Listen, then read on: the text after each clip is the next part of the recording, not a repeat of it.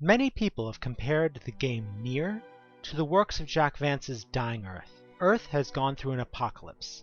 Magic has come into the world, and we have a high fantasy Earth that is slowly dying. The inspiration is obvious. The final ending of Drakengard transported the hero, Kame, the dragon Angelus, and the grotesquerie Queen to modern Tokyo. After our heroes killed the monstrous god of evil, they were promptly blown up by fighter jets. Apparently, this brought a disastrous disease called white chlorination syndrome to the Earth that effectively became a zombie apocalypse. Attempts to contain it failed. Society began to collapse.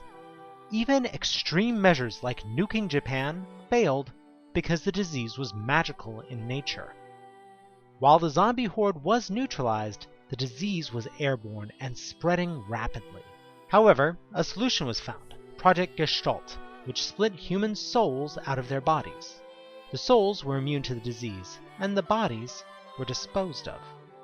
Soulless clones called replicants were created to have a shell for the souls to go back to when the disease had completely died out, and android caretakers were assigned to guard the replicants.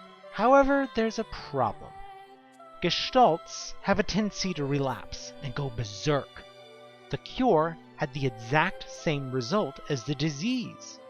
Now this was slowed by the creation of the being called Shadow Lord, from a boy named Nier. However, the souls kept falling, roaming the lands as monsters called Shades.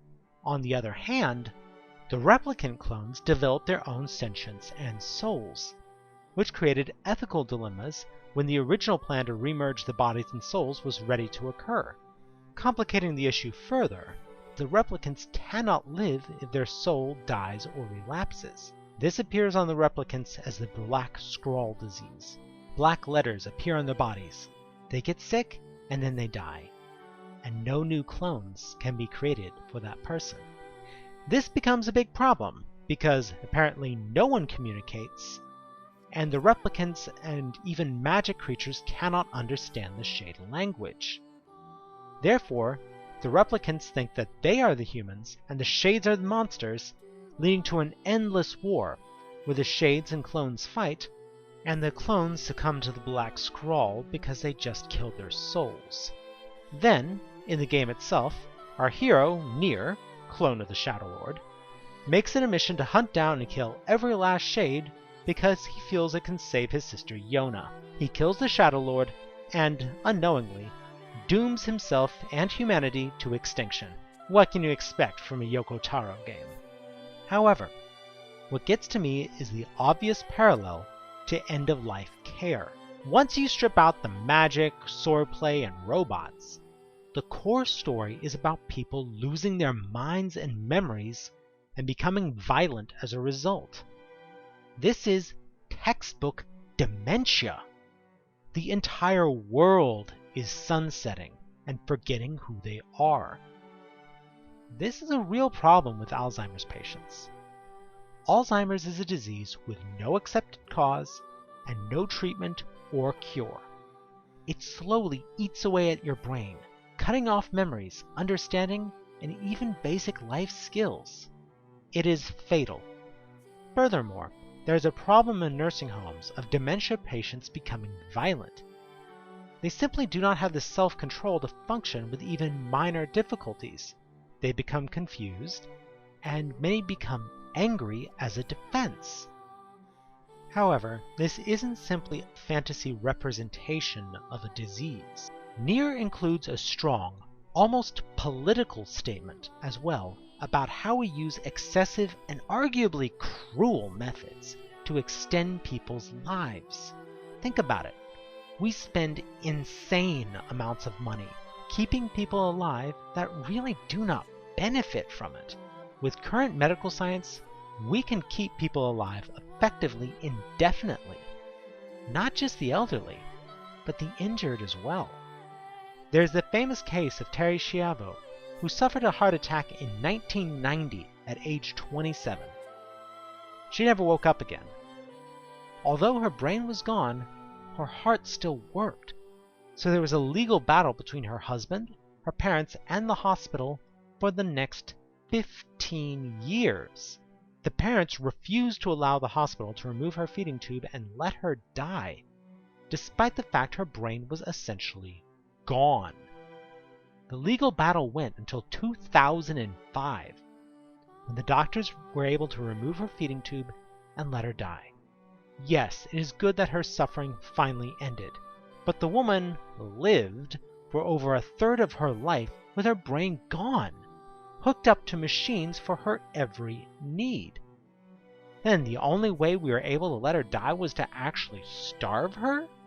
There has been substantial political movement on both the right to die, which actually supports euthanasia, as well as the more mild do not resuscitate movement. According to this Gizmodo article, up to 90% of doctors have a DNR order of some form. Medical personnel see the terrible effects that excessive long-term care methods have, and the vast majority of them decide to opt out of it. I think this is a lesson for all of us. Nier shows this best in ending B, as, after the end, Shadow Lord Nier is mourning all the people who he sacrificed, all the death he caused, trying to save his sister Yona. However, in the end, all he did was cause her more than a millennium of pain and suffering before her inevitable death. The only spot of light is when Yona's soul appeared, forgiving him and thanking him for being there for her. In the end, Nier is a Greek tragedy. Everyone would have been better off if our heroes had just sat at home and done nothing. This highlights a powerful message about how we sometimes do more damage in our struggles than would have happened in the first place. This applies to many different situations, but end-of-the-life care is where it's clearest.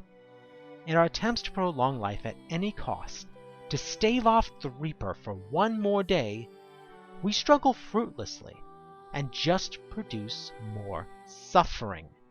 The old saying is true, none of us are getting out of here alive.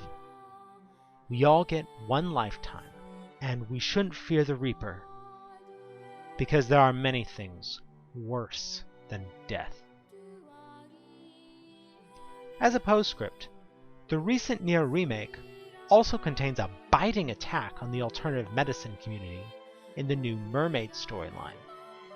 This is especially tragic, as the core concept of this story is a shade thinking she can become human through eating people and devouring their souls.